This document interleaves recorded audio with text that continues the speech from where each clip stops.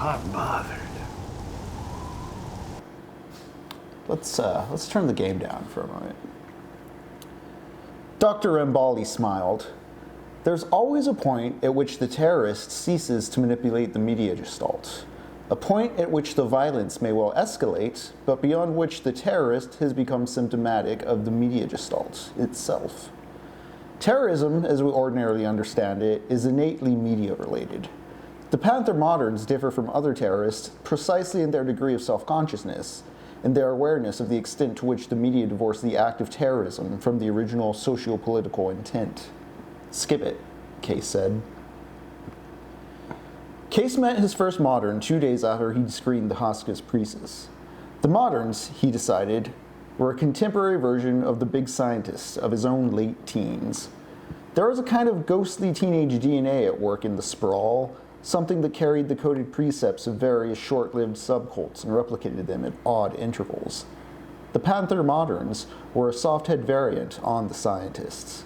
If the technology had been available, the big scientists would have all had sockets stuffed with Microsofts. It was the style that mattered, and the style was the same.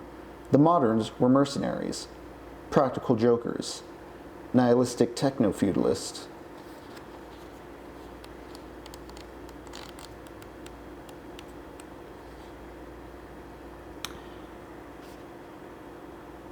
There were countless theories explaining why Chiba City tolerated the Ninsei Enclave, but Case tended towards the idea that the Yakuza might be preserving the place as a kind of historical park, a reminder of humble origins. But he also saw a certain sense in the notion that burgeoning technologies require outlaw zones, that Night City wasn't there for its inhabitants, but as a deliberately unsupervised playground for technology itself.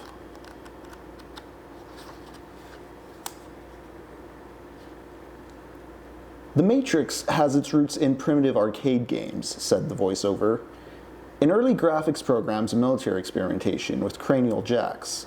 On the Sony, a two-dimensional space war faded behind the forest of mathematic ally-generated ferns, demonstrating the spatial possibilities of logarithmic spirals. Cold blue military footage burned through, lab animals wired into test systems, helmets feeding into fire control circuits of tanks and warplanes.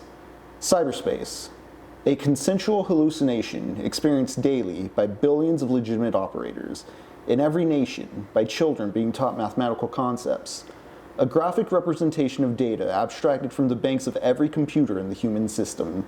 Unthinkable complexity. Lines of light ranged in the non-space of the mind, clusters and constellations of data, like city lights, receding. Hi there, I'm Henry. I'm Jacob. And welcome back to Techno Poverty.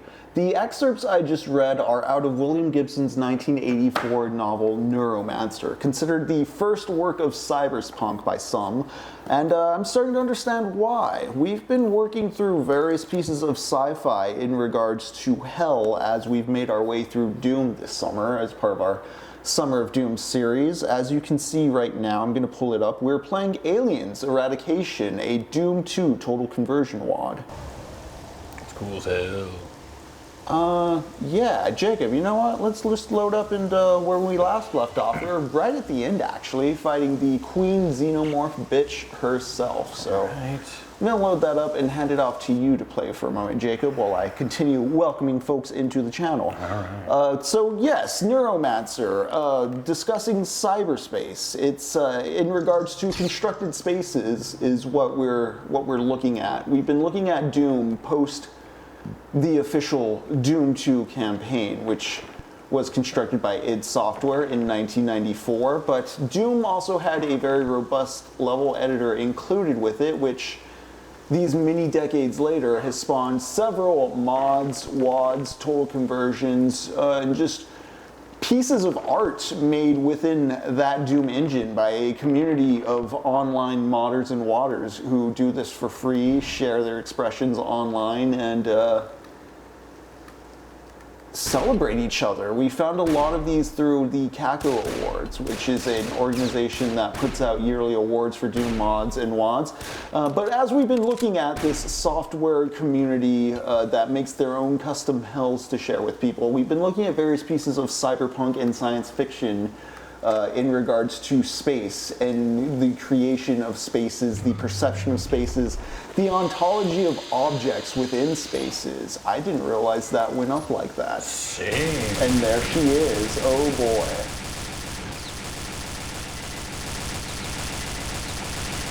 And as I was reading there in Neuromancer, cyberspace, a consensual hallucination. Video games, a consensual shared hallucination. We subject ourselves to this digital abuse and find some pleasure in it, in interfacing with the media. We get a chemical response. Jacob, how are you feeling right now? I feel a lot better knowing that I could have done this. I'm feeling real good. Rather than having to strafe everywhere I go. You're manipulating signals of electricity, which thereby manipulate the images we see on screen, and it all coheres into some sort of emotional haptic experience? Yeah. I'd say that's fair to say. Ooh, she's a tough one. I don't know, is that hitting her, or is that wasting ammo? That's what I'm just now realizing.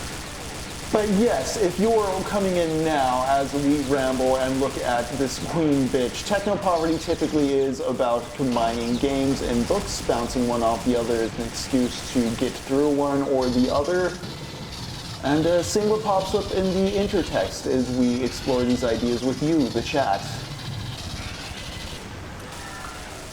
Okay. Okay, cool. Drop an air turret, drop an air turret. There you go.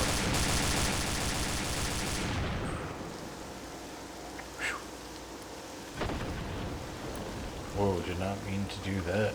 Oh, I'm accidentally using gotcha. mouse here. Okay, there you go. It's like, whew.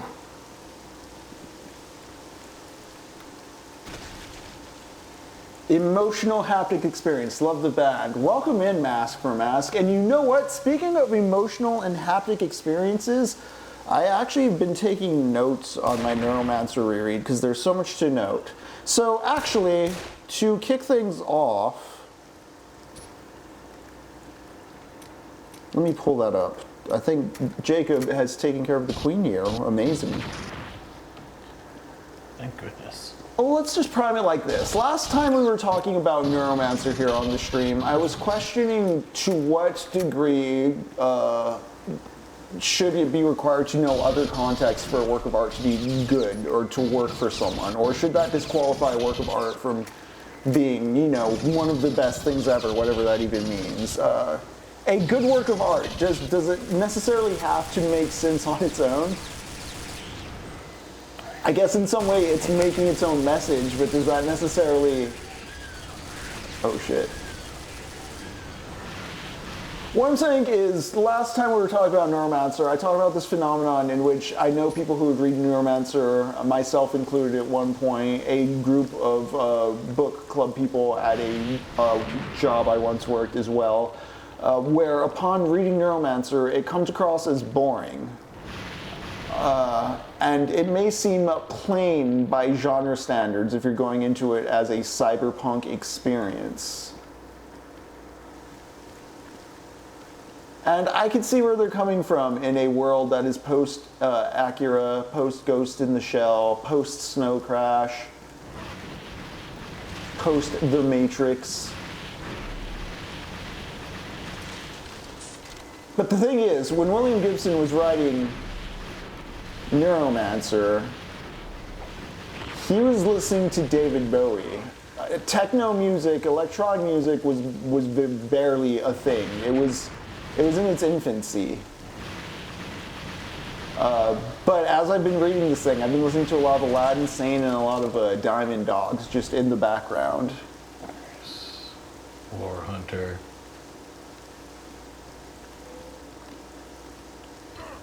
Okay, Mask for Mask. So this is what I'm finding interesting about Neuromancer, and I'm getting to that point in a roundabout way.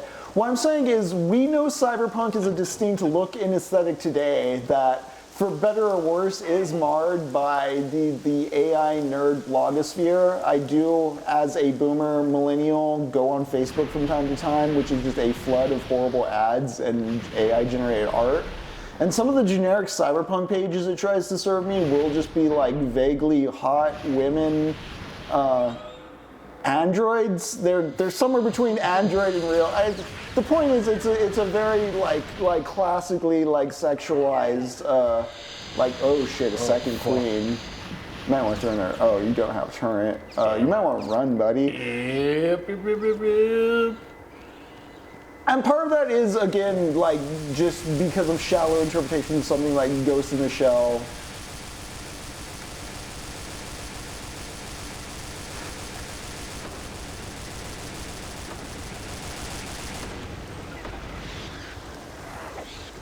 As a genre when it became sexualized? Okay, so Philly Man, it is sexual from the start, and I'll get into that as I get more into what I'm saying here. Yeah. Let's put a pin in that for now, but that's a good question. Let's see how focused I can be while playing against the Queen. When are people getting hard-ons for this, you know? Oh, it was horny from the start. Neuromancer is a very horny novel, and that's very much part of the point. Because what I was going to bring up, and sort of to our friend Lux's point on Shin Megami Tuesday, when we were talking about what really separates the cyberpunk from the science fiction, Lux pointed out that science fiction, or that cyberpunk, has a very cyberpunk's much more concerned with like the immediate politics of like the body and control of the body, and sex is a huge part of that. This is also why I think even if you're not trans or queer, you should watch trans and queer cinema, because it gets you understanding how sex as a thing is programmed into you just as much as any other socialized impulses. Yeah, what's up, Arbor Lynn? And it gets you questioning your sense of reality as far as, oh shit.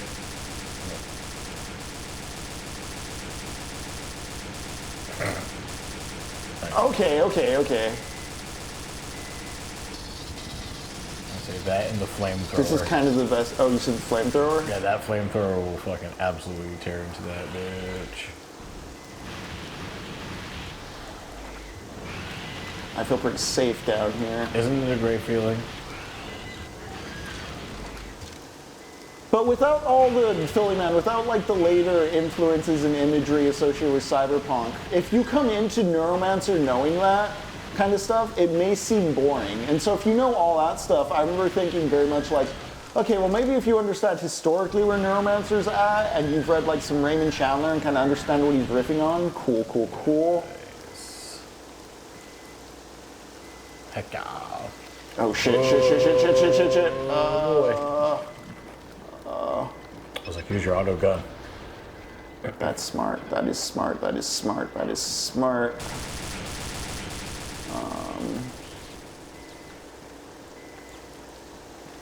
Philly Man, wasn't there something in Snow Crash about having some kind of things in her vagina? Potentially. You can put your weed in there. I think so.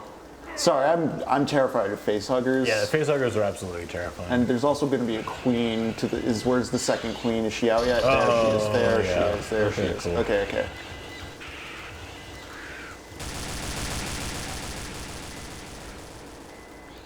Oh, there you go. Another safe room.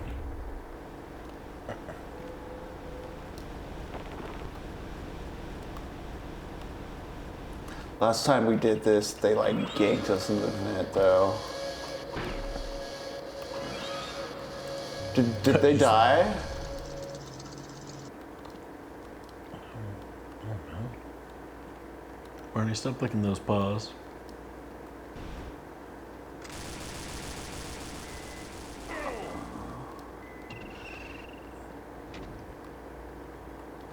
Okay. Ooh, what's that button do?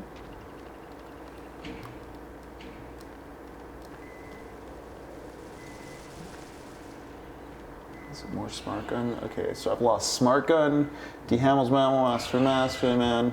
Yeah, Master Mask.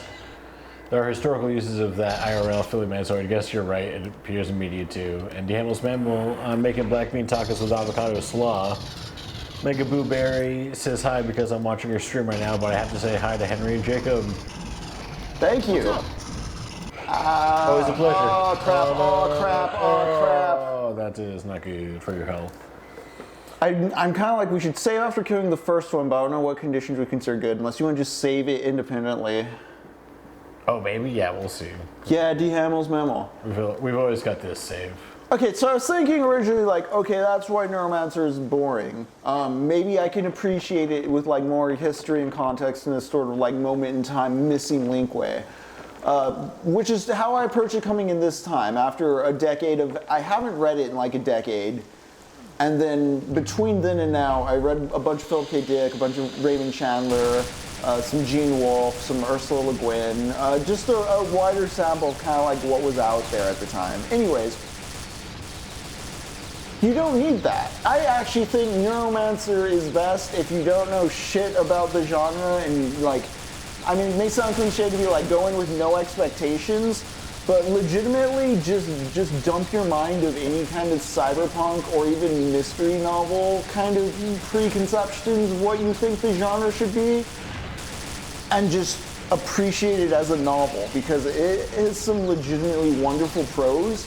And the reason that prose works so well is because it is poetic, it is rhythmic, it understands like how to emotionally express itself in ways that make you feel more than think. A lot of what the tangibles of technology in Neuromancer miss the mark a lot of the time. Like, in the opening act, there's a whole MacGuffin where there's stolen RAM, like 5 megabytes of stolen RAM. That means completely nothing. This is nonsense. It's nothing today. Like, these characters, like, it's the Maltese Falcon, but with stolen RAM. It's like if it's amazing. What up, L-Man? Genre fluid, yes. Oh, Barney's going at it with Lamb Chop.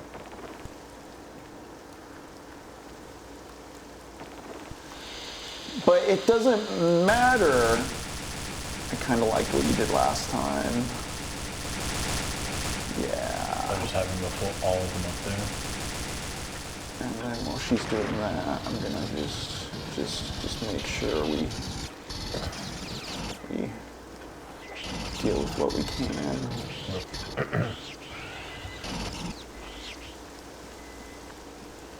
I'll try to pop those turrets. Did she pop them all down? Oh. I guess that cage did a lot more than I thought. Yeah, okay. Oh boy.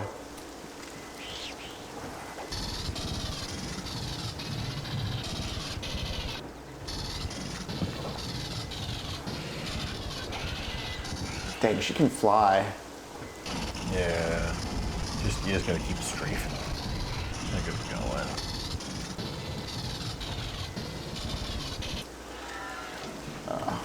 I think our dogs do have the same lamb chop toys. Oh, Ripley? Is it mask for mask talking? Sorry, Yeah. I'm very scared of this queen. Yeah. Do all of our dogs have the exact same lamb chop toys? We adopted our dog with one and had to buy new ones over the years. She just wants Lammy. Yeah, same with Barnabas. It's her emotional support friend. Okay.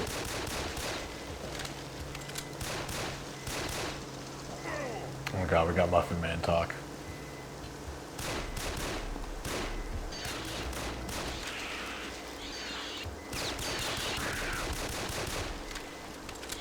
Fuck them aliens. Whoa.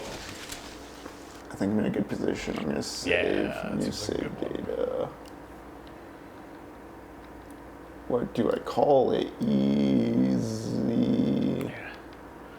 I get various size lamb chops for Barney.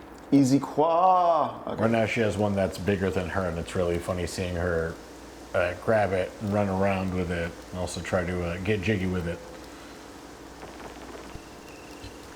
But I was getting at how the technology in Neuromancer was just completely, it can be completely off base a lot of the times, like a lot of his guesses. But it's not about the specifics of how the technology works. He's not trying to explain a logical system of the internet. It's about the humanities. Getting back to what we were talking about with Asimov all the way at the beginning with the Mega Man X stream. Oh. That was a waste. I don't think it was. Okay. Maybe it wasn't. Dang, son.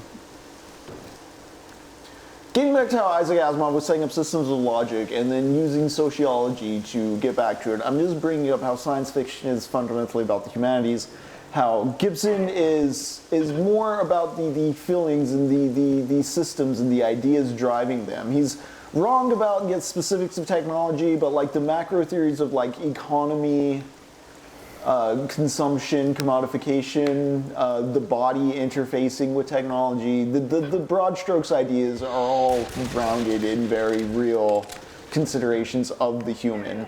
And the reason I say you should read it with no context is because it's so good at just being a feelings ride. It's really pretty sentences conveying really strong haptic senses of what's going on. You may not know all the slang, but the context is there. You can drive through it without needing to know the references because there was nothing before it was referencing. Hell yeah. Ooh. I have more notes, but let's kill some aliens first. Let's murder these disgusting, putrid aliens.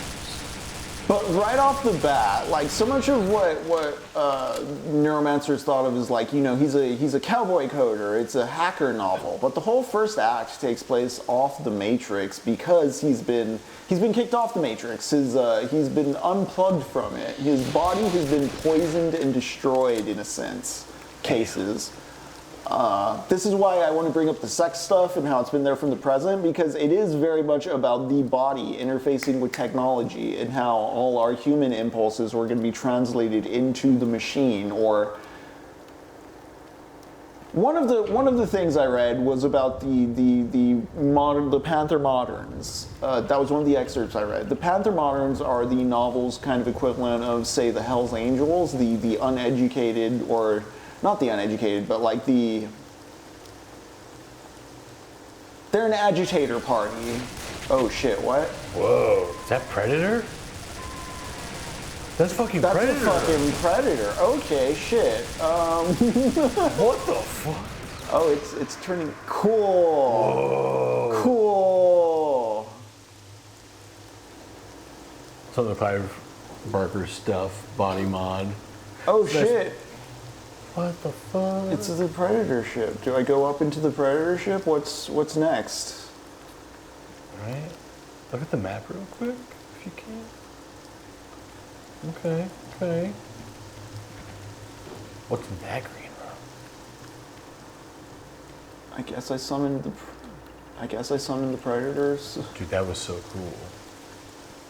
And completely. Is this Queen still alive? This Queen is still alive. Okay. Dang, can I have made the Predator fight the Queen? Oh man. Wait, what? Is that two? How many fucking queens are there? No, I think that was just the same one. But now you're gonna get some Now I'm just face-off fucking up. Yeah, damn it. Oh, damn it. Okay, let's get them all caught in this corner while I run. Yeah. Strafe enough to where the face huggers don't Can you walk in with those light beams? Oh yeah. Oh shit. Well, that doesn't help. Oh shit. Okay, maybe we can use that torch next time around. Yeah. You're supposed to do this though.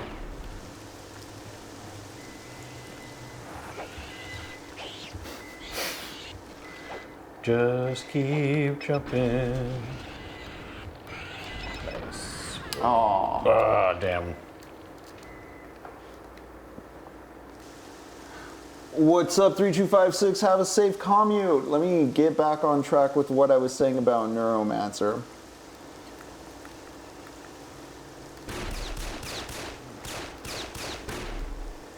But yeah, so I was talking about the not needing context. It is, you're interfacing with the genre for the first time. It's like Star Wars in that it's not resting on pre-existing knowledge of being a Star Wars. It is conveying in very practical and very what Hemingway would call true sentences, what you need to know, what you need to feel. It is a complete package as far as selling you the world as a lived-in and real space. You can smell it, you can taste it, you can touch it. Gibson's prose is just a cut above so many of his contemporaries. I mean, I love Philip K. Dick. That dude has some very clunky sentences. He is so good at wielding himself around conceptually that I do not mind every now and then when he slips up and doesn't really know how to end a story, or just sort of has 20,000 plot threads launch off because there's an overarching idea that's kind of keeping things in order. But everything's so perfectly placed in Gibson's world. It flows, it snaps. I buzzed through 100 pages in like nothing. Okay. And see, that's kind of funny because the book is technology. One of the things that the modern Panthers do to help Case pull off a heist is they do disruptive phone calls. Like, they call one personal security service, tell them something's going on here, and then they call the cops, tell them something's going on at the same location, and then they call the employees in the building, tell them a third thing's going on. And it causes all three parties to rush down, and it forms kind of a riot to distract the law enforcement while our hacker party gets away with what they're doing. That's, you know, social engineering, social hacking. Those dudes are gonna pop. Be careful. But there's a sentence, I took note of it here. Yeah, the Panther moderns inject disinformation into the system from the meat space, which is Snow Crash, I believe, not Neuromancer. But the Panther moderns, they you know, they do the old school, like, what was it called when they did like the phone hacking where they made the noises to get into the phone freaking. Yeah, they did freaking and stuff like that. The Panther moderns are like injecting disinformation into the system. But Gibson acknowledges how much the flesh and the meat space world can damage and harm the digital world, and how the two infrastructures are interdependent. It's not like you're evolving when you become more technologically advanced. There's an interesting character who is a pure construct that Case is trying to have a conversation with, and the way they like familiarize each other with each other through like these phrases that then build a vocabulary, and then there's a sense of memory. It's very much about communication and interfacing and mediating. So, you know, navigating these questions, interfacing, you know, the body and technology. It's not just like, what if your arm was computer? It's, you know, how do you talk to robot? What does it mean to talk to a robot? It's interesting how, you know, the specifics of the hacking aren't really explained, but it's like magic in the way Case just like injects a virus or like pulses a command. It's just written like a fight, but I mean, in a way, when you do hack into a system, even in the real world, when it is more specific than that, it is still a fight. There's still an active, you know, penetration going on there in ways that translate to the metaphors Gibson is using for the same acts. And to get into the sex stuff, one of the ways that Case pulls his heist off is he's I say mind melded, that's Star Trek. It's called like sim stimming. I forget if it's sim stim or stim simming. But while Case is hacking from the internet, he can hop into the mind of his lady companion who's doing like the hacker girl thing. And that's kind of where the sex stuff really comes into play in interesting ways. There's the first time he's in her brain, she teases him by pinching her nipple just because she knows what to expect, but he doesn't, and it throws him off. But like it's a direct correlation between like the sexual and the libidinal like wants of the body and like the ideas of what technology could do in service of that.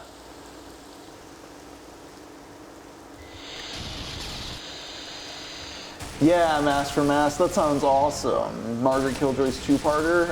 Did you talk a bit about this before in a previous chat? I feel Margaret Killjoy has been coming up in the chat. I do want to point out, though, and this is like firmly how you can tell Neuromancer is a work of cyberpunk, whereas the Three Sigma of Palmer Eldritch is a work of science fiction. The nightmare scenario in the Three Sigma of Palmer Eldritch is that by the end of it, Palmer Eldritch, the tech CEO who's trying to get everybody addicted to his drug, all his digital augments start manifesting in other people, and you're never quite sure if it's a hallucination or not, but the dread is that this guy's going to own everybody. He's going to be just in everybody. This core sin of mankind is just going to be dissipated among the whole race. We're all going to have cybernetic implants. That is just the world of Neuromancer. It has accepted that as the structural fate, and it's inquiring beyond that, or as Dick saw that as kind of like the nightmare or apocalyptic scenario. Jacob, you're coming in clutch with this flamethrower strategy. Damn. As soon as we say it, though, right to death. Also, one of my favorite touches of world building is that Boston to Atlanta is a megacity called the Sprawl, Jacob. Damn. But within the Sprawl, but outside of the Sprawl, there's a lot of expatriates and tourists who still are American imperialists, which a bit too close to some bigwigs we know, if you ask me.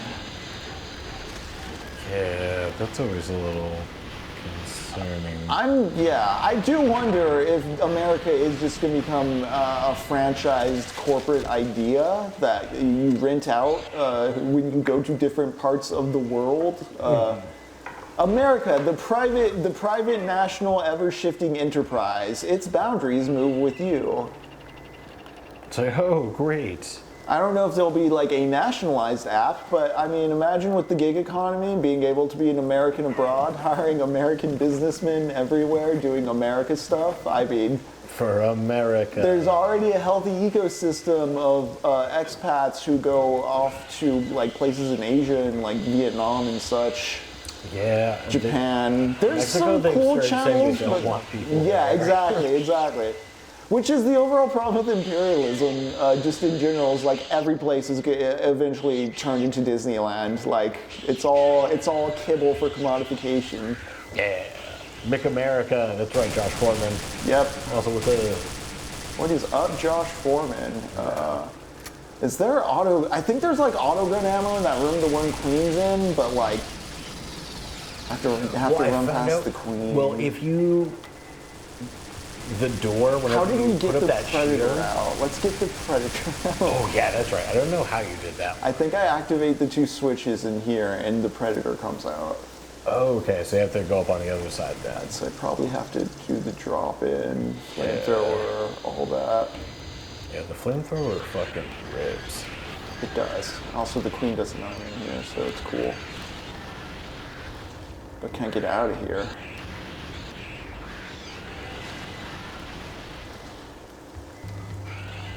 Oh no. I can do this. I can do this. Maybe. Just run. Okay, cool. Okay, if I do this, I think if I do this. Predator. Just dog bit me in the face. Yep. All right. So yeah, I was talking about the sprawl. I just like that detail, but like expatriates. Here's something to consider too. So I mentioned Gibson was listening to Moonage Daydream, listening to, Diamond Dogs. There was at the time, the American economy was in a bad place, and there was a shrinking pool of good jobs. Sound familiar? Oh boy. But so keep in mind, Gibson was also operating at a time where people were really feeling a sense of like the economic privilege circle kind of closing in, and some people were falling off the edge there and realizing this whole system didn't need them and it would kind of tread them underfoot. That is the sort of spot Case finds himself in at the beginning of this novel, and it reflects a ever-growing exponential stress of the American economy that we still experience to this day. So, by exaggerating contemporary problems, we get the present moment due to us not really actually reconciling the present moment. I don't really fix actual problems. We just kind of come up with new ways to go about it. See, and at the time, it was radical what Gibson was thinking, or a bit more fresh. Oh man, you know what? Throw a satchel in there. You know what? That's the obvious move. Yeah, right, Mask for Mask. I was thinking of Hunter and the Wiz as well, with Chris Abroad and a few of the others.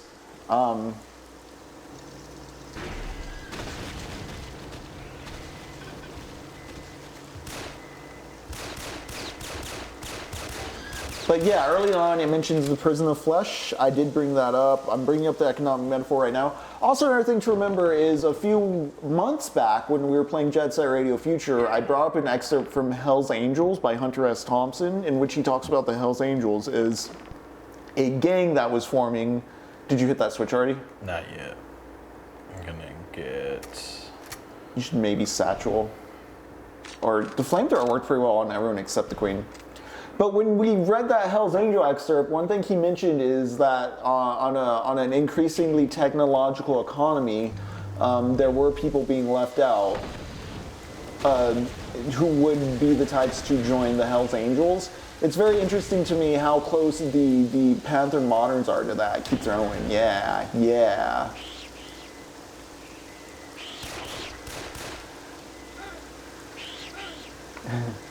Carl's Jr., fuck you. It's been moments since I've seen Idiocracy, but I believe that's how the vending machine goes, right? Hold up. One more thing. But so, in being so, like Gibson's demonstrating how, like, emotionally intelligent he is, how much this novel is about valuing what the flesh can do, seeing the difference between what that and technology can do, through, like, this, like, fragile, real, just, like, God, there's a part right at the beginning of part 2 where Case is remembering the places they traveled to between Night City in Japan and getting back to the Sprawl in, I believe, Boston. And it's just a collage of brief memories and interludes, but it also works to get across to you that Case is a recovering addict. Because his memory's still coming together and like recohering, and so it's such a great piece of both like skipping time, world building, character conveyance, all in like a single paragraph. There you go. There it is. Okay. Okay. Is the other queen back there? Yeah. Get out. Now run. Now run. Let's see. Alien versus Predator. Let's go. Yeah, a mega city. Mega City 1. I don't know where they are, but it sounds like the turret's getting them. Oh, there's the Predator. Come here, Predator. Come here. I'm gonna go up in here, actually. You know what? I'm just gonna hide. Yeah, any of them chasing you?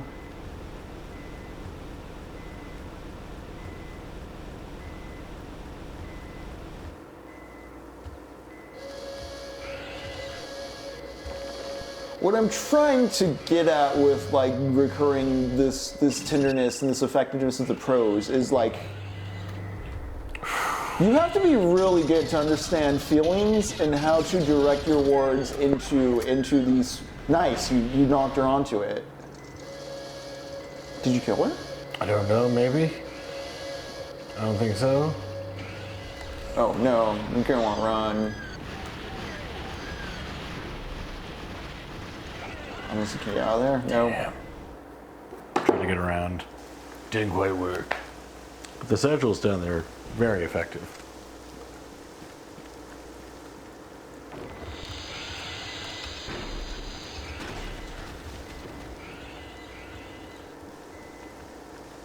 Alright, I got an idea.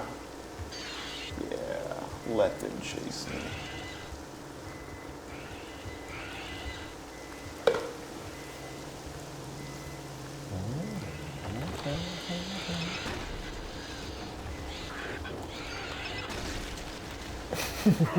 The noises are very satisfying. Let's get everything chasing you all at once. There we go. There's some smart gun stuff.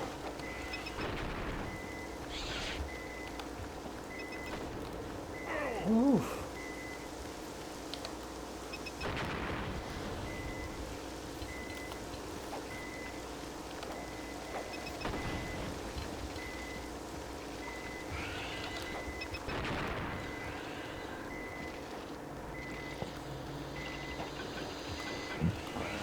I believe I got some smart gun reload. Yes. America brought to you by Carlos Jr., Starbucks, Costco, AT&T, Palantir, Skydance Corp. Oh yeah, Palantir. That's not what the So fuck like you're telling me. 60% of the economy is like AI lies right now, is from what I gather on the news. And how's that going to resolve? How's America? What does that even mean? Yeah, Like, yeah. actually? Like, what does that mean for like just what is an economy? Like all our money is in computer now. Everything is computer, Jacob. Yes. Like, we'll simply AI our way to success. Absolutely. Absolutely, Josh. I think you got some winning ideas, and you need to be CEO of Board Core right now. Yeah. It'd be such a great situation. Okay. Haven't used any terms. You know, King Mystery, ChatGPT probably could tell you what an AI economy is. But ask Grok as well as Deep. Okay, Jacob, I'm not going to go up into the torch corner. It's an alluring trap, but it is lies. It really is. Let's see if this predator will rock her shit. I want to get the queen fighting this predator. Or is it just going to go after me? It's just going to go after me, isn't it?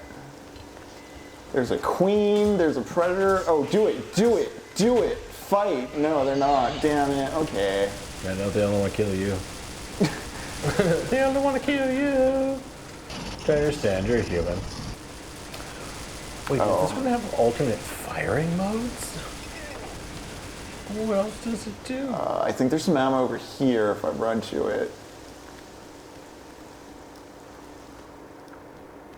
Master just made millions of King of Mystery 2 coin. Ask me how. Oh shit, there's a King of Mystery coin? Guys, we need so many coins. Yeah, guys, let's make some meme coins. Everyone's doing that. Let's turn this techno-poverty into techno-prosperity. Absolutely. Evangelize. I don't know what that did. Right? Some sort of, does it lock the elevator? Oh shit. Just seeing him for a second. He's just down there. Okay. Yeah, he's just mad. Ooh. It's cool. It's cool. It's cool. Don't like those spicy noises. Oh shit. Is the queen? No. You guys are assholes. Yeah. Or you're gonna be out of ammo with that in a couple seconds. Okay, he's dead though. That's good. Where'd you fucking come from?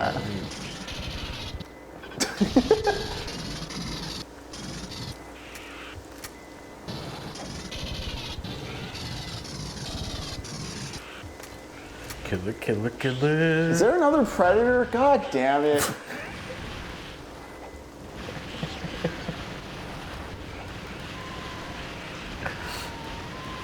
You predator.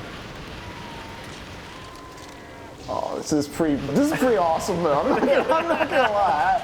At first I was like, God damn, that's a lot of queens. But and then a second predator. But I mean, Yeah, like the predator honestly was such a great surprise. Like, wait a second. especially because we thought we like had this level's number last time we were playing. We're like, oh, okay, we just gotta kill a couple, the queen. Yeah, Queen. Oh, baby, that's right. She has face huggers. Yeah, she does that. It's like you have flares. Sat. Oh, there's still something. There it is. I fucking swear. Okay. Oh! Yo, nice. Honor and glory are yours. You've proven yourself worthy. Your story will be immortal in our archives. Only the most skilled weapons can pass our test. Only the strongest can survive the hunt. Only the bravest can be mentioned among us. You've proven to be all these things. To that honor, we will meet you again on the field of battle. Hell yeah. Okay. Sure. I would be like, oh man, there's tension between the colonists and the Marines, and there's gonna be some kind of that. No, they're just like, oh, and then the Predator came down. It's like, you guys are you're cool.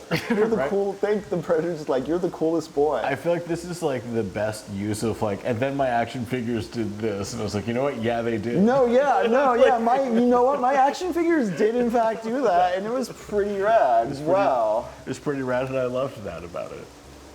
Egg. Surprising. I completely forgot what we were saying. Yeah, we are bad enough, dude. Damn, Josh Foreman, yes. We actually have that for the PlayStation as well. We should just play Bad Dudes. I've never played. No, we played it before. You forgot because we beat it in like 20 minutes. Like, yeah. Oh man, now that you're saying that. Yeah. Also, We saved the president from ninjas. Okay, let's see. It's a chest burster?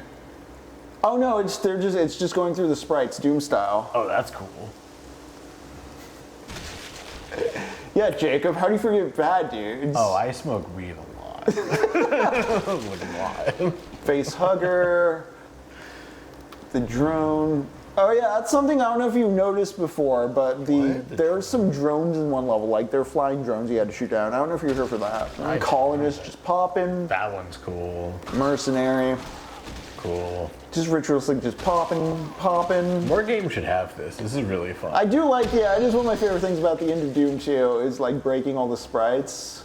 I wish I could rotate them, you know? So there's the Xenomorph dog, the Xenomorph warrior. Nice. Love it.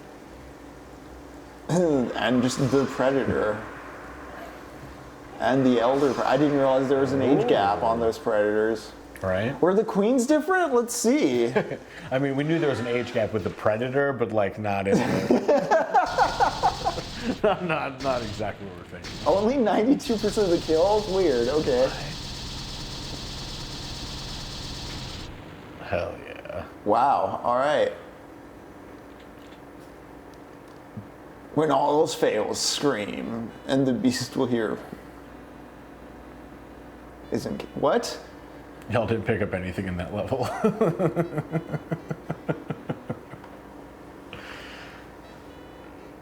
Cryptic. We say forget When all those else items. fails, scream, and the beast will hear and come for you. It will not hate you, no. It is incapable of that. The creature must do what it does, without conscience and guided only by instinct. Scream, let it find you. In the end, it always will. What? I guess they were trying to ape Ash. Oh, see, this is just the Zoom 2. These noises. Let's rock. I mean, the animations are so cool. Okay. It is only 8:22. We do have I have something else in mind for the back half of this, but it's a bit too early to call it the back half. So Jacob, I'm going to continue talking about Neuromancer. How about you explore the game as something that's not a mercenary? You know, I want to try the synthetic because You want to be the combat synthetic? Yeah. Okay. I Here, remember we're on saying- loads of aliens. From what I understand, okay, use the smart gun in locked or manual mode. Facehuggers cannot impregnate you because you're an artificial person. Health can only be found at repair, replace stations. Check your map for these. Your OS contains a full schematic of the colonies, so you begin each map with the auto map. Complete. Restore order to the colony. Okay? Well, so facehugs aren't into that. That's cool, but you can only heal at places. Okay, so see, you're at this map. Damn, it's pretty chill, not gonna lie. Okay, so what do they want you to do or go? Just restore order? Is it just kill? Oh, okay, there's the objective over there. Okay. So I guess chase those. I like that where am I starting? You're starting in a different so you're behind the restricted area door, I think. Toy. Or something. Right. I think those are just show doors. Can you activate that? Also, hit your alt fire. There you go. Multiple require requests have been sent. Oh, manual aim, auto aim. Cool. So I guess you're going to each of those stations and like repairing zones. Okay.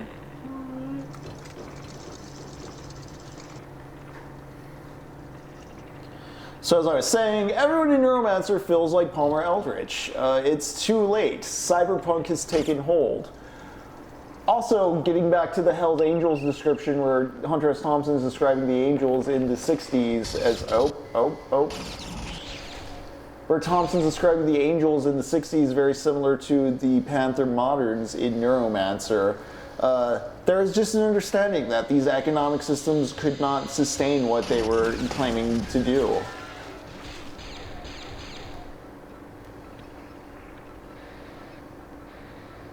Fuck is shooting me. Also, again, the direct comparison of like the control over the body. When Case is healed up, he's given implants that prevent drugs from working on him, so he can't enjoy cocaine, can't enjoy meth. Some real nanny state stuff going on there. Yeah.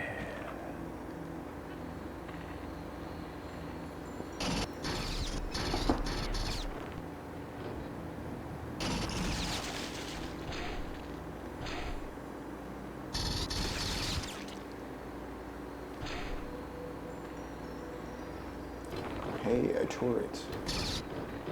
Yeah, so it's pretty much the same map. You just have to approach it in a different, or you just have a different starting point, and different order of objectives, different strengths and weaknesses. Yeah. The health thing's interesting to me here, that you can only recover at stations, station to station.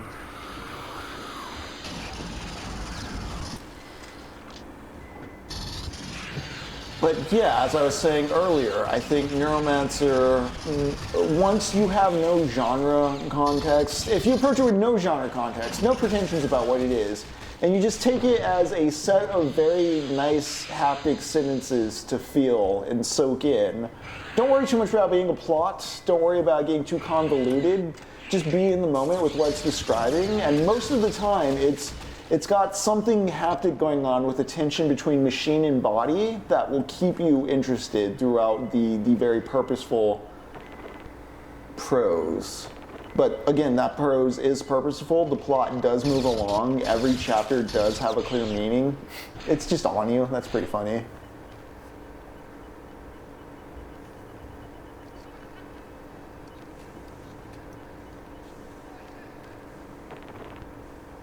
This crazy man. And I guess you could also consider it as a novel that's going, hey, these things are going to have a real effect on us, like a real effect. Like, consider not just psychologically, but emotionally, the effect they're going to have on us. Yes, we have this speculative sci-fi that's somewhat spiritual and religious with how we interface with typewriters and basic machines, but I'm talking about what happens when people are able to look up full data profiles on each other, which is a technology the company uses on Case in the novel that seems very like, oh my god, I can't believe they did that. It's just commonplace now. Damn. What up, Kirsten Tickers? Hey, Kirsten. Thank you for joining us. We've been talking about Neuromancer. We just beat Aliens Eradication, this Doom 2 total conversion that's been a hell of a game in its own right. Each of these levels has been its own mini Resident Evil. Terrifying, completely gutted inside out, and again, absolutely free. Let's talk about the punk aspect of cyberpunk in that you have to get around the corporate blockades. You know, cases burned and not allowed back on the internet. They do body horror shit to basically burn out his nerves so that he can't plug into the net. Again, his ownership, his organs aren't allowed to process cocaine and meth. A very Escape from New York type twist is the dude who hires him to do this heist puts in a little vat of chemical toxins that if he doesn't do the job in time will go off and he'll just die. So he has to do the job to get them to cure him, which is a device you'll see later in Escape from New York, Metal Gear Solid.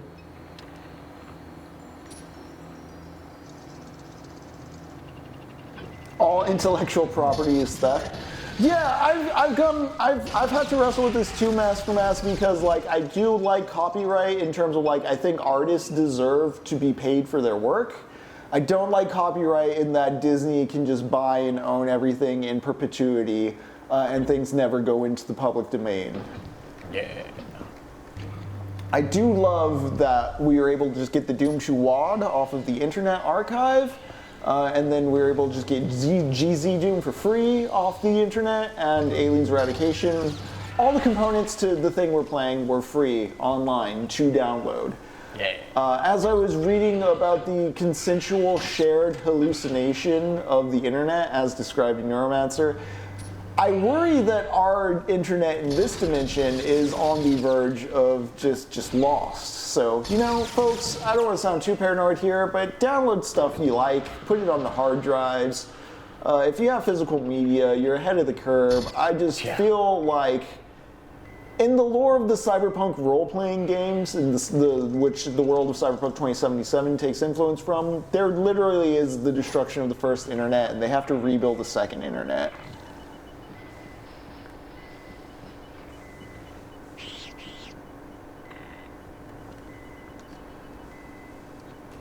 And again, keep in mind, as I was talking about how much Neuromancer is about the body interfacing with the technology and the effects psychologically and emotionally that has on the body, and it does go so far as to explore that sexually as well, which is the surprises, shocks, and controls. I mean, you know, your erogenous zones, be they your penis, your nipples, your boobs, whatever, you have buttons on you that very much are similar to the manipulations of a machine, which is why that parallel is there and has kind of been present from the start of Cyberpunk. I mean, even when we were talking about the 3 Sigma of Palmer Eldritch, I was bringing up that while these Martian settlers were doing their second life on amphetamines, they were also stepping out the virtual reality to just go have sex because they were bored and alienated, and again, addiction, alienation, that kind of stuff comes up in Philip K. Dick.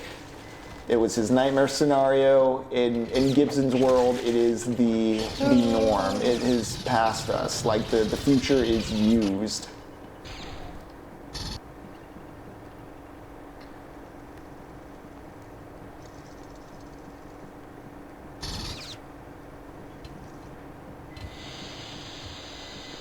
Yeah, right, Josh Foreman. I think about this too. Like, I register the screenplays I write with the WGA, even if they're going, if they don't actually ever take off, because like I do sit into the competitions and pitch in places, and I do want that protection. I would love. Again, this is also a thing where we're so. Socialism just means you're getting paid for what your labor's worth. You're getting paid equitably. So within like the leftist perspective. Of like that spectrum politically, what you want, don't feel ashamed of wanting to get paid. If you're putting in the work, you deserve to get paid. It's like Hassan Piker will say, you know, socialism is not a poverty cult. Yeah. If anything, we want to uplift the maximum amount of people we can out of poverty. Well, that'd be so great if we could all do things together.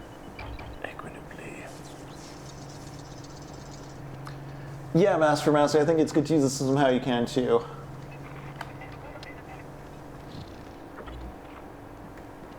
Yo. How's playing as a synthetic? You know, it's kind of enjoyable, not gonna lie. I like not having to worry about facehuggers as much. It's a little freeing. I think to tie in Alien 3, which we were talking about a bit at the end of last session, and which we watched this past weekend on the Discord, Ripley brings up, you know, when they first encountered this thing, it was crew expendable. When they second encountered it, the Marines were expendable. What makes you think they're going to put their life on the line for us? We're prisoners at the ass end of nowhere. They want the xenomorph. We are expendable.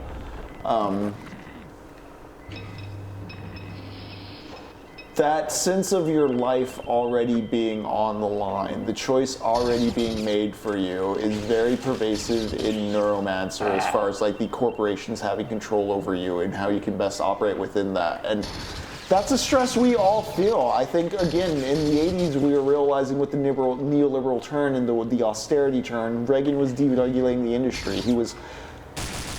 A big thing that happened was Reagan called in the airline strike, and he got everyone back to work, and it was suddenly like your union couldn't protect you. Like, the corporation is going to just force its hand where it can, when it can.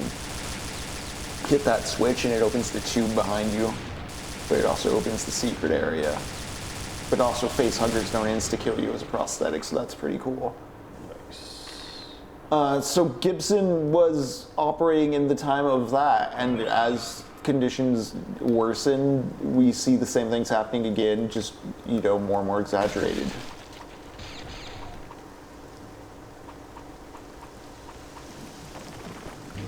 I have no idea what those extra switches do, but they open up windows. I'm not sure what utility that is for, though. All right.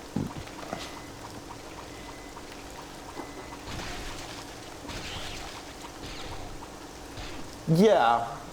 And another thing with IP is, like, look at comic book characters. Like, you get companies that own the IP, even though writers and artists get screwed, so... Just because it's one of those things where it's very easy for whatever the language is for it to be corrupted by capital's influence, just because the richer you are, the more you can flood and just like afford to like renew your copyrights, keep that image going in the public eye. Even if like a character falls into the public domain, if you own like a wider distribution network, you can drown it out.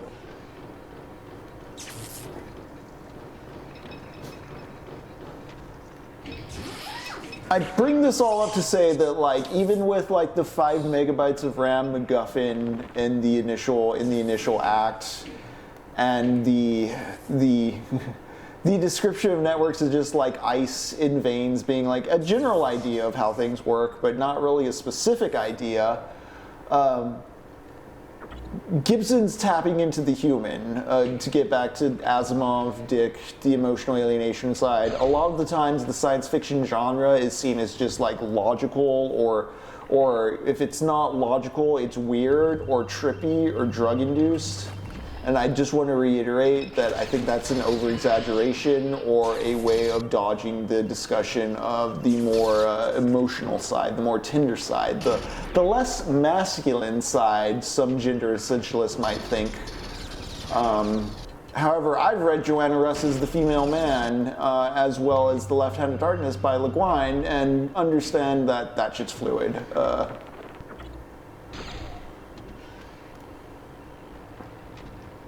But there are smart men who think being a smart man is reading the dense canon books and just reiterating them word for word in a vacuum, not really considering their historical context or any possible political meaning it can have. But I mean, Neuromancer is just so much fun when you consider all these things with it. It makes it much more lively than just a plot in which a hacker and a hacker girl a hacker and a karate girl go on a globe-trotting romp to free an AI from its prison. It's pretty cool. It's so easy to make it sound silly, but then in the telling of in the writing of it, in the direct reading of the prose, the way it's instilled as a series of felt objects and sequences of haptic interaction, that's the magic of the technology. That's the interface between you, the human, and the book. It's a real simple stoner thought, but you know, Stephen King has it in On Writing when he's talking about books being telepathic. You're looking at symbols printed on wood and hallucinating, and it is a shared hallucination, a consensual hallucination. The book is a form of technology as valid as the computer and as effective on our persona as the computer.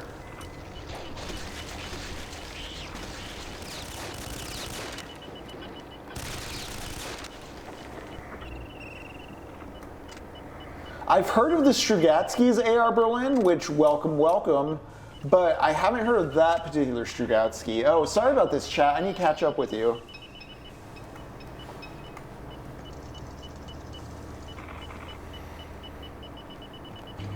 Yeah, Josh Foreman. And see, I think also a thing is that you can still credit authors and auteurs. I do think names, individual names and collective names should be like, I think credits should be mandatory on things. And I think as long as it's your world, in a world where, say, we're post-scarcity and everybody has time to sit around and just do and discuss art, then it becomes a question of canon and like, well, according to like Josh's original works, X, Y, and Z, but outside of Josh's works, this and this happens.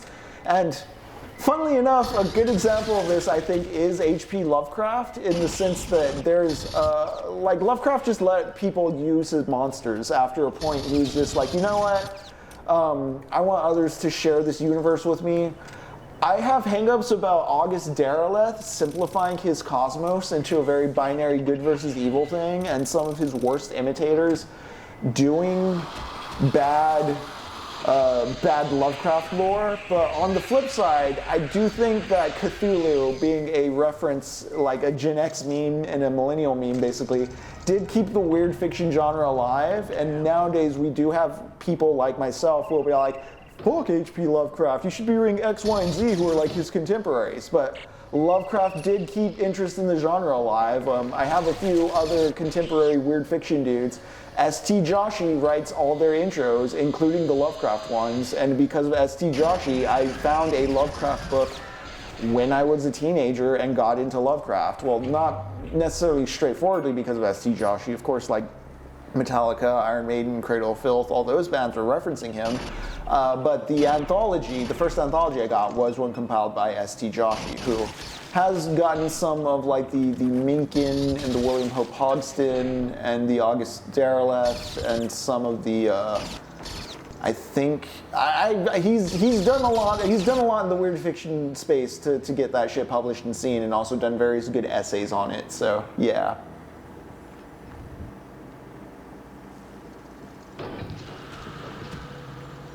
Yeah, right, Josh. His only based action. There's a lot of Lovecraftian street art in Providence, Mask for Mask. Is it? I mean, I don't want to put down anyone, but like, is it how good is it? Like, do you enjoy it? Is it a worry? Is it an annoyance? Is it at least? Is it organic? Is it a thing that the Lovecraft Society does? Is it marketing? I don't know. What would it be? Like, you know, Lovecraft's all over the heavy metal language. I will sometime down the line get into William Hope Hodgson. He wrote a story called The Nightland I find pretty interesting, if somewhat dry. I have a few of his other short stories. I got a compilation, it's like The Nightland and a bunch of other short stories, but I've only read The Nightland. But that dude would have beaten the shit out of H.P. Lovecraft, let me tell you. He was a sailor, like in the early 1900s. Damn. Yeah, he kind of a. I think of the dude from who wrote the first season of True Detective. The kind of lunkhead weird fiction guy I'm kind of tangential to, or we like lift weights and it's like really stupid ideas, but also like if you do them right, they're interesting. What if Monkey had gone? I do love I don't know, sometimes if you're very blunt and conceptual, but hitting at something like widely or near universal, even if it is kind of lunky or meat-headed, like RoboCop, I think is a perfect example of this, where it's like, yeah, but like, what if Robot Cop? Yeah, what if the cops had robots? Like, yeah, you're right. What if the cops had robots? Let's actually look in, like, let's consider this. And you know what? That was a damn fine movie. Good work. What if Robot Cop was Jesus? Right.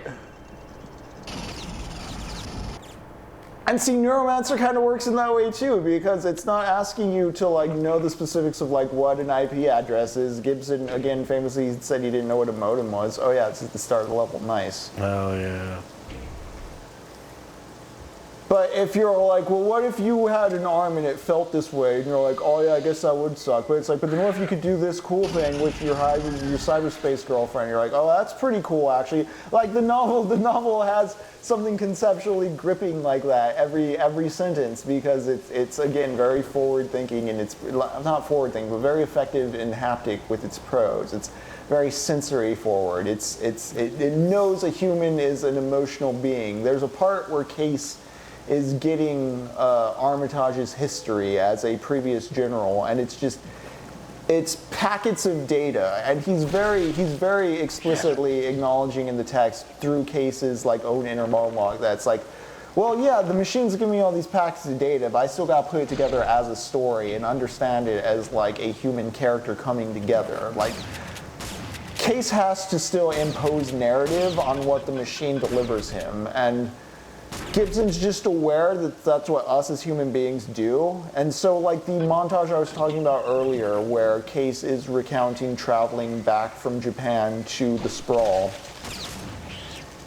you're not given an itemized object list of exactly A to B where they went. It's just cases recovering junky brain, just remembering bit by bit, like, oh yeah, we were shopping there one day, and then we were sleeping in this room, and then Armitage was starting something somewhere else. Like it's a quick junky recounting of what happened, which is very naked lunch to get all the way back to Burroughs, our boy, and Umurangi generation, our wonderful first-person photography game.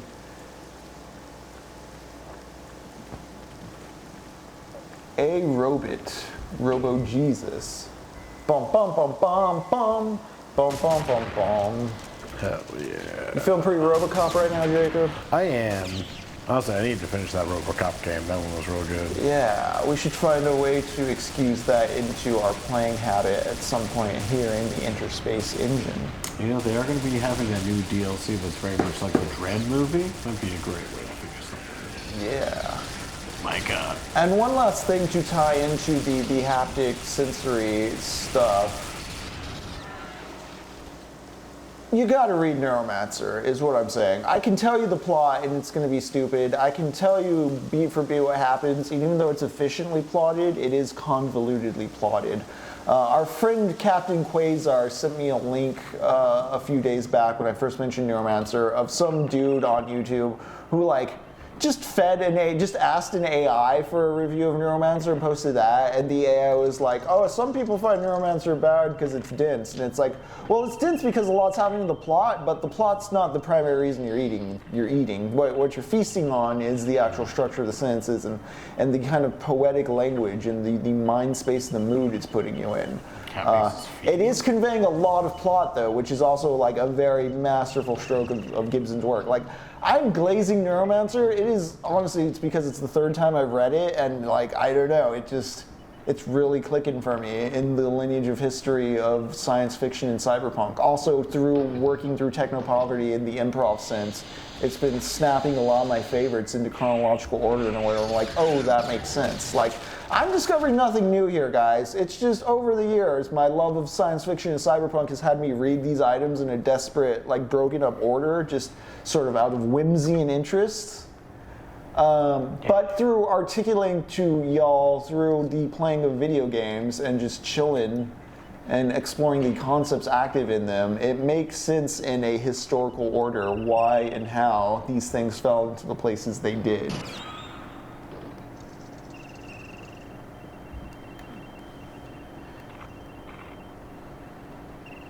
Yeah, 3256.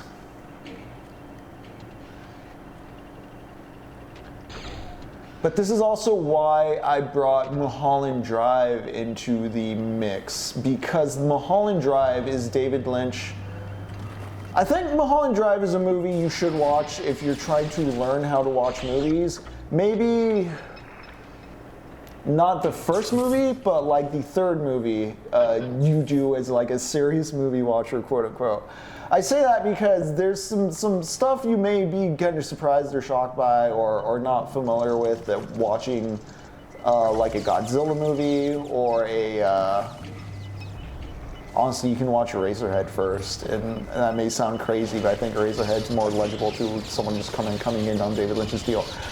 What I like about Mulholland Drive, though, what David Lynch does in Mulholland Drive with his tool set is he tells you he's going to do stuff, and then about 20 minutes later, he does exactly what he said he was going to do, and it feels completely new and surprising because he's getting across, it's not so much that you're being fed information that makes a movie compelling, it's how that information is given to you that's compelling,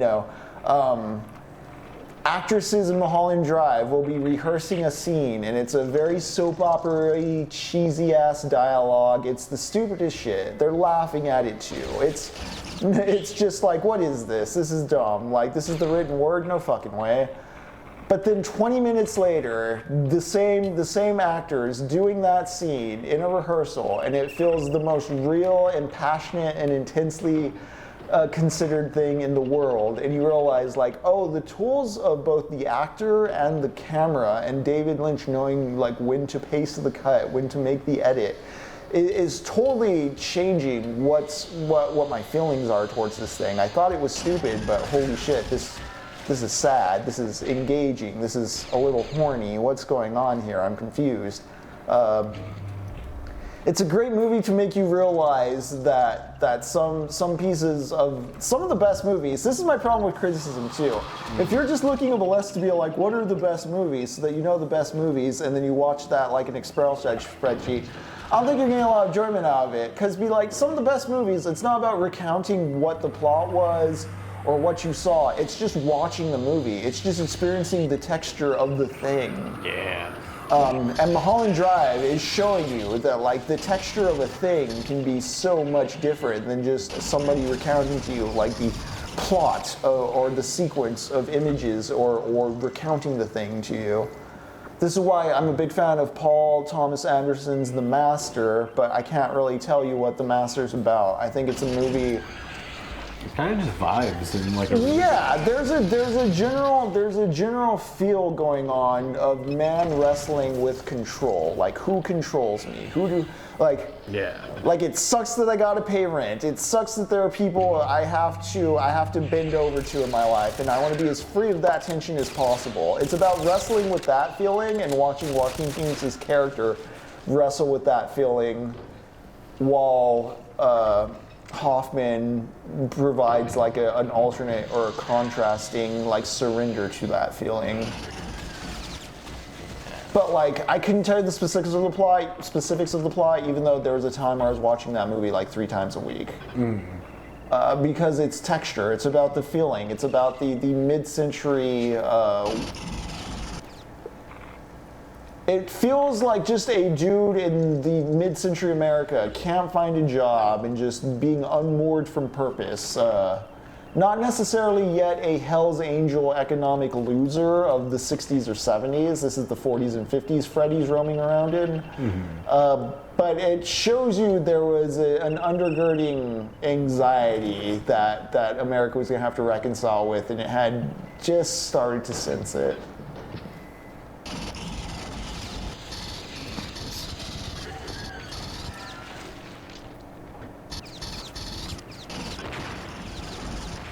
Arvelin with that Strugatsky story. At some point there's an attack with a remote-controlled miniature planes that reads a lot like proto-drones described by people who were born 100 years ago. And quite visionary, and this is just one example. It also has an escalating amount of plot going on, but that's almost a distraction from the real question, human nature. Yeah. That's kind of fun. See, and that's the thing too, with Neuromancer, it is like Raymond Chandler-esque. And some of what Raymond Chandler was doing with stuff like The Long Goodbye and The Big Sleep is he was getting his plot so convoluted that he was collapsing meaning. Instead of worrying about, like, you don't need to worry about like all the logic behind the rich guy's choices. You just have to understand like, oh, he's rich and he's covering his ass. He doesn't have any morals or ethics besides that. The final chapter of The Big Sleep is about the lies everybody's willing to perpetuate to keep the big sleep going, the self-deception of society. The cops are in on it. Everything's built on shit. It's a good thing I can't really relate to that with like anything happening in real life. Yeah, and you know, it's very funny too because The Big Sleep, the movie, the 1940s Humphrey Bogart version, is a pretty funny adaptation because it's very plot faithful, except it cuts off the last chapter of the book. It's very plot faithful while at the same time totally excising that message. There's a point. Well, there's two things. So a central motivator of the plot is there's a pornography racket going on. And that's still going on in the movie, but nobody calls it a pornography racket. They're all speaking around it because of Hays Code censorship laws at the time. It's surprisingly effective. It's still getting that part of the plot apart. But the last chapter of the book, after everything's like kind of fallen apart and unresolved and collapsed on itself, is just the main protagonist thinking about like, yeah, ACAB, everything's a lie, the rich are just buying everything, America's like a lie agreed upon by the wealthy and marketed and advertised as such. That is the titular Big Sleep, quite literally the title of the fucking story and the movie. And they just completely cut that last part out of the movie. It's like, it's a very plot plot beat for plot beat adaptation up until that last plot beat. Yeah. And it's such a great example of what we're talking about here, about like you can like it's more about how it's told than just like that it's told. And so it's very dissonant to see The Big Sleep told faithfully in plot, but just clunky. And I know it's like some consider it a classic of the noir genre.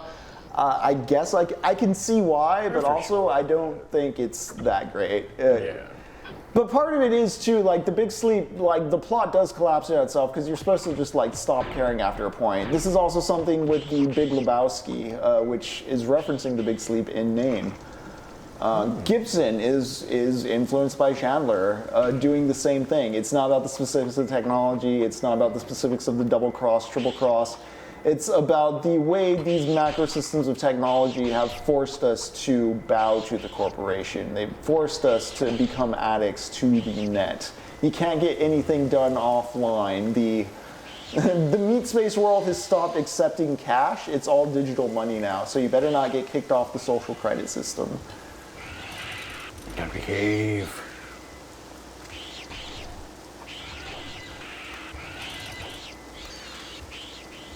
Yeah, 3256, that's definitely part of it too. That's another thing, is like another reason Neuromancer might seem boring at first is a lot of it, despite being funnily worded, is just analogous to now without much removed hyperbole. Like again, one of the big early plot points that surprises Case is the company has a full profile on him, like right down to like psychological prediction. I mean, we're just doing that shit now. That's just expected at this point. Like everybody has tinfoil hats on about what the government is or isn't doing, and that one is on everybody's bingo card. Of course, they're harvesting our data profiles like off the internet. That's the free space. Yeah.